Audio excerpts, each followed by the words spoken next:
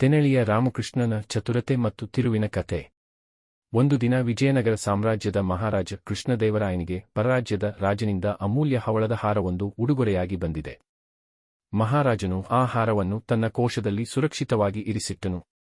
ಕೆಲವು ದಿನಗಳ ನಂತರ ಅದೇ ಅಮೂಲ್ಯ ಹವಳದ ಹಾರವು ಕೋಶದಿಂದ ಕಳೆದು ಹೋಗಿತು. ಅರಮನೆಯಲ್ಲಿರುವ ಎಲ್ಲರೂ ಆತಂಕಿತರಾದರು.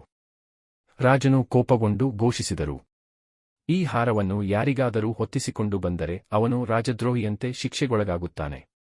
ಆ ಸಂದರ್ಭದಲ್ಲಿ ತೆನಳಿಯ ರಾಮಕೃಷ್ಣನು ಮುಂದೆ ಬಂದು ಹೇಳಿದನು, ಮಹಾರಾಜ, ನನಗೆ ಒಂದು ಅವಕಾಶ ನೀಡಿ.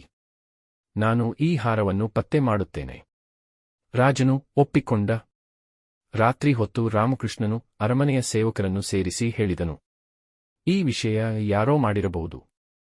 ದೇವರ ಅನುಗ್ರಹದಿಂದ ನಾಳೆಯ ಬೆಳಿಗ್ಗೆ ಯಾವ ದೋಷಿತನನ್ನು ಕಂಡರೂ ಅವನು ತನ್ನ ತಲೆಯ ಮೇಲೆ ಪಸರಿಸಿ ಹಿಡಿದ ಕಪ್ಪು ಗುಂಡು ಕಾಣಸಿಗುತ್ತದೆ. ಈ ಮಾತು ಕೇಳಿದ ಎಲ್ಲರೂ ನಿಶ್ಶಬ್ದರಾಗಿದ್ದು ಮಾಡಿದರು. ಅಗಲಿದ ಬೆಳಿಗ್ಗೆ ತೆನಳಿಯ ರಾಮಕೃಷ್ಣನು ಎಲ್ಲರನ್ನೂ ಕರೆಯಿಸಿಕೊಂಡು ಅವರ ತಲೆಯ ಮೇಲೆ ಗಮನಹರಿಸಿದನು.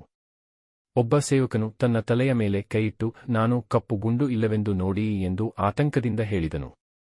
ಆಗ ತೆನಳಿಯ ರಾಮಕೃಷ್ಣನು ಮಹಾರಾಜನಿಗೆ ಹೇಳಿದನು, ಈ ಸೇವಕನೇ ಕಳ್ಳನಾಗಿರಬೇಕು. ಆತನೇ ತನ್ನ ತಲೆಯ ಮೇಲೆ ಕಪ್ಪು ಗುಂಡು ಇದೆಯೆಂದು ಭಯಪಟ್ಟು ತಲೆಯನ್ನು ಮುಚ್ಚಿಕೊಂಡನು. ರಾಜನು ಆ ಸೇವಕನನ್ನು ವಿಚಾರಿಸಿದಾಗ ಅವನು ತಪ್ಪೊಪ್ಪಿಕೊಂಡನು ಮತ್ತು ಕಳೆದುಹೋದ ಹವಳದ ಹಾರವನ್ನು ಮರೆಯಲ್ಲಿ ಅಡಗಿಸಿದ್ದನ್ನು ಒಪ್ಪಿಕೊಂಡನು.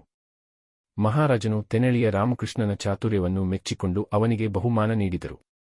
ಇದು ತೆನಳಿಯ ರಾಮಕೃಷ್ಣನ ಶಾಣತನ ತಿರುವಿನಿಂದ ಕೂಡಿದ ಅದ್ಭುತ ಕಥೆ.